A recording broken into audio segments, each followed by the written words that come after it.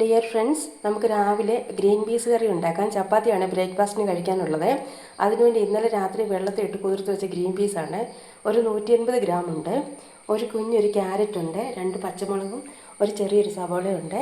നമുക്ക് കുക്കറിനകത്തോട്ട് ഇച്ചിരി വെള്ളവും ഉപ്പും മഞ്ഞൾ പൊടി ഇട്ട് ഒന്ന് വേവിച്ചെടുക്കാം. എല്ലാം കുക്കറിലോട്ട് വെച്ചിട്ടുണ്ട്. ഒരു 1/2 ടീസ്പൂൺ മഞ്ഞൾ പൊടി ഇടാം. ശകലം ഉപ്പും ചേർക്കാം. ഇനി ഒന്ന് വേവിച്ചെടുക്കാം. വെള്ളമൊക്കെ ഒരു പാകത്തിലാണ് വെക്കേണ്ടത്. ഇതിലും കൂടുതൽ വെള്ളം വെക്കരുത്. അരയ്ക്കാനായിട്ട് ഇത്രയും തേങ്ങയാണ് എടുത്തിരിക്കുന്നത്. ഒരു ടീസ്പൂൺ മല്ലിപ്പൊടിയും 1/2 ടീസ്പൂൺ ഗരം മസാല എടുത്തിട്ടുണ്ട്. നമുക്കിത് മിക്സിയിലിട്ട് നന്നായിട്ട് നരച്ചെടുക്കാം.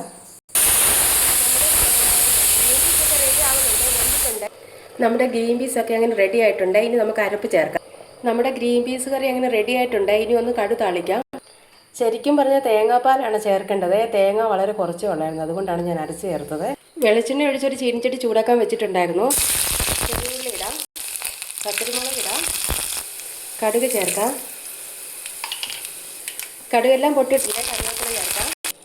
അങ്ങനെ നമ്മുടെ കറിയെല്ലാം റെഡി ആയിട്ടുണ്ട്. അപ്പം നിങ്ങൾക്ക് എല്ലാവർക്കും ഇഷ്ടപ്പെട്ടിട്ടുണ്ടെങ്കിൽ എൻ്റെ ചാനലിനെ സപ്പോർട്ട് ചെയ്യണം. താങ്ക്